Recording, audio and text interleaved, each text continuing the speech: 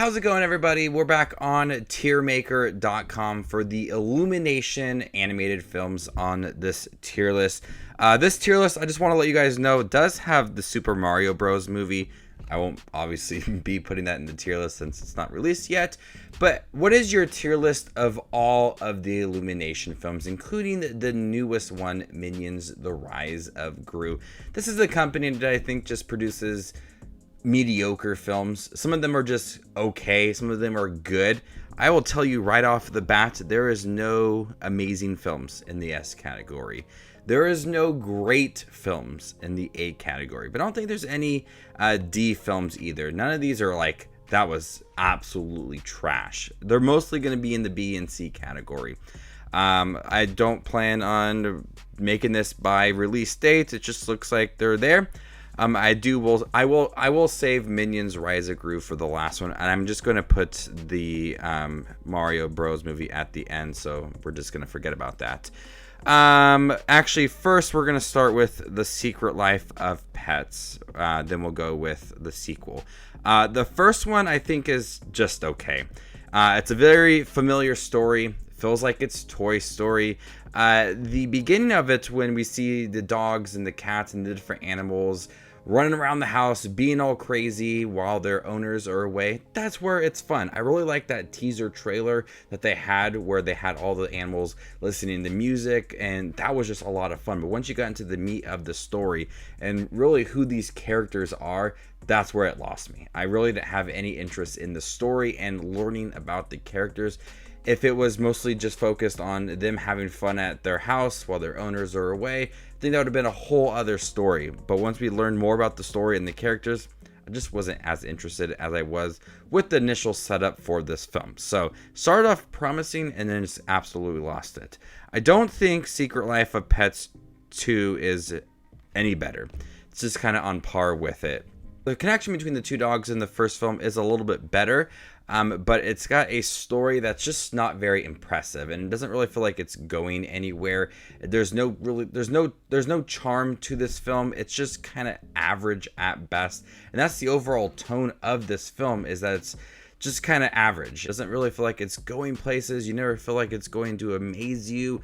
It's just kind of content with being average. There's really nothing exciting about this film. The voice actors return. We got a few new people in here, but for the most part, Secret Life of Pets 2 is a bore. Now we'll move over to Sing, and then we'll go with Sing 2. Sing is okay. Got a diverse cast of characters, and I think each one of them is really good in here. The music choice is top notch. The singing in here is awesome.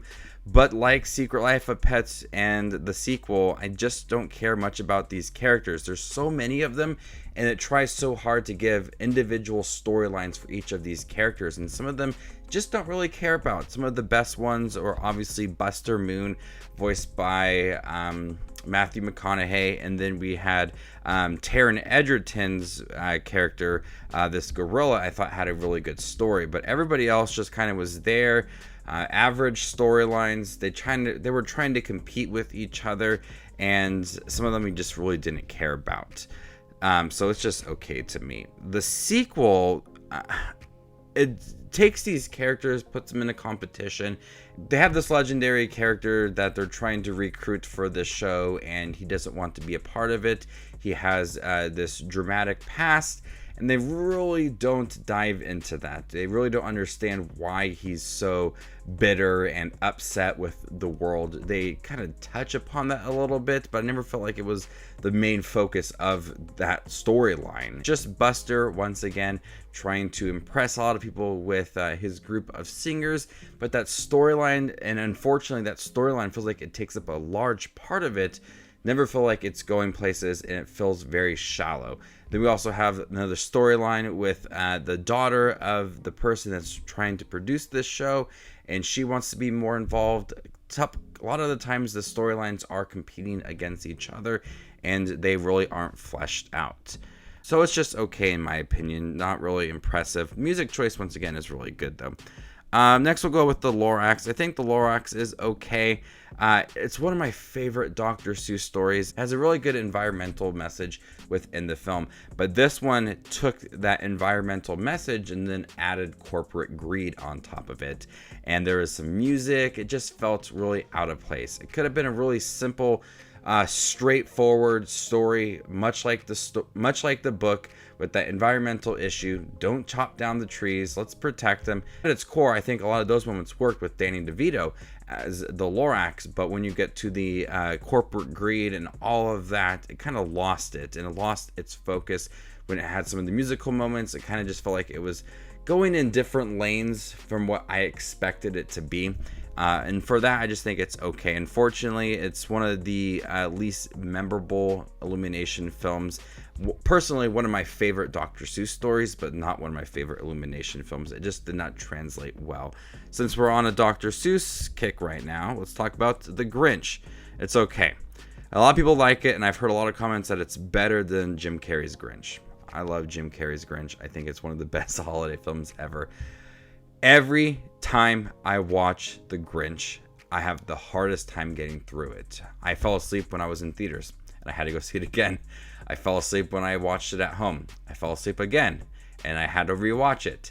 I just cannot get through this film. It is a film that has a good holiday feel. Benedict Cumberbatch is great as the Grinch. Some smaller storylines I just don't really care about. I just want to focus on the Grinch. We had this little backstory. I just think that really didn't do much. It's just a film that I didn't find to be funny. There's nothing really exciting about it. I like the holiday feel. I like Benedict Cumberbatch in it. But other than that, it's a film I just cannot care about. I tried so many times. I'll tell you guys, I have tried multiple times since its release in 2018. I have tried to watch this film many times. I just cannot get through it, and I cannot enjoy it. But I have watched it in its entirety a couple times, but that was a struggle. Let's go with Hop before we get into all the minions. Hop is okay.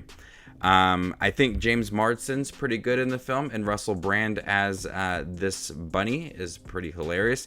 They have some pretty good chemistry, but they don't do much to really bring the excitement out from this unique movie. We rarely get any movies centered around Easter to take that creative idea and bring forth an exciting film. It's lackluster, even though it has some pretty good chemistry between Russell Brand and James Marsden. There's nothing really about it that I love, besides maybe the acting and voice acting within. I think some of the animation's pretty good in here. They tested it out to see if they can do kind of a hybrid, and just did not work out for them. It's one of the earlier Illumination films, but it's not one of the best ones. So next up, we got all of the Despicable Me / Minion films.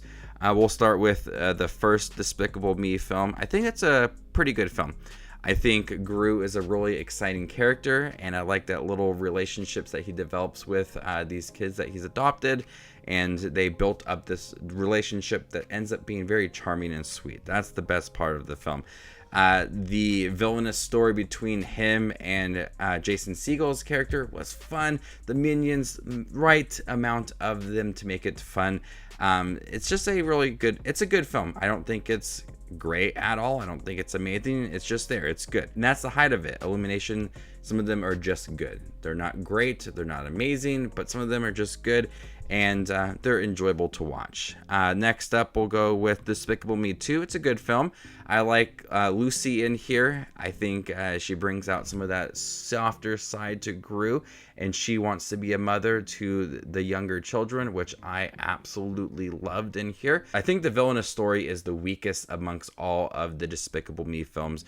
Very forgettable. It did provide for some fun moments with the minions as they turn into these crazy purple creatures.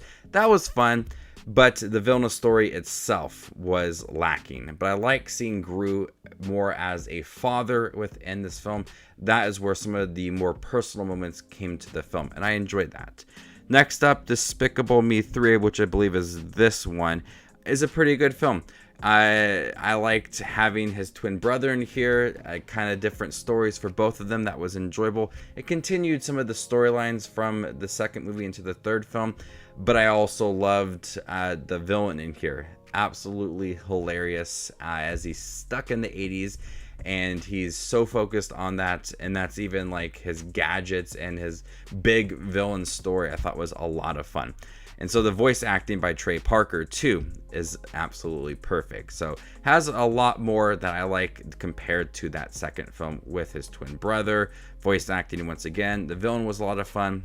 Just a really entertaining movie. Next up, we'll go with Minions. I think Minion is okay. The Despicable Me films had that right amount of the Minions. Here you get them in full force. Sometimes it's funny, sometimes it's a lot to take on, and at times it becomes a little bit annoying. But the villains in here, as they are taking in the Minions, we have several of them in the beginning, but the main ones in the bulk of the film, just as annoying as the Minions. So there's a lot of things in here that you just kind of want to fast forward through to get to the end, because it's just kind of getting on your nerves. And the right amount in the Despicable Me films, too much of it in the Minions films. And I think they understood that complaint in the second Minions film, because there's that nice balance. The Minions have a purpose. They're trying to help Gru become a supervillain. Gru's very young. They have that relationship that is developing. Perfect balance. It feels like a Despicable Me film. It's got the right amount of Minions, the right amount of Gru to make it a really good film. I actually found this to be highly enjoyable. I laughed a lot. The villains in here were really entertaining. There were some really energetic moments. It had a killer soundtrack. Honestly, it was just a good time. I laughed a lot. I enjoyed it for what it was, and I was honestly surprised with how it ended up being. So now that we have all of them, you see that there's more okay films than good. That's just how Illumination is. So now we're going to rank them. I think Secret Life of Pets, the first one, is the worst one, followed by its sequel, which is right here. So those two go at the end. Then we'll go with Hop for just being kind of boring. Then we'll go with Sing, the first one, and then Sing 2. I think Sing 1 is a little bit better. It has more personal touch to it. Then we'll go with Minions and the Grinch, and then the Lorax. Then we'll go with Despicable Me 2, Despicable Me 3, Despicable Me, and the Minions, Rise of Gru, the newest one being the best one. I feel like this is the one I've had the most fun with. It's got a good story. Gru's awesome. Steve Carell's great in here. Nice animation. Just a really enjoyable film. I really hope, though, Mario comes up here as the number one. I have some hopes for that. Ooh, don't want to go down there. I can't get rid of it now. We'll just keep it there. I hope that it's not a bad film. Anyways, there you guys have it. My Illumination films in a tier list. Leave your tier list down below. How would you rank all of the Illumination films? Let me know in the comment section down below, and stay tuned for more up and coming content like this. My name is Just Watches Movies, and you guys stay classy, YouTube.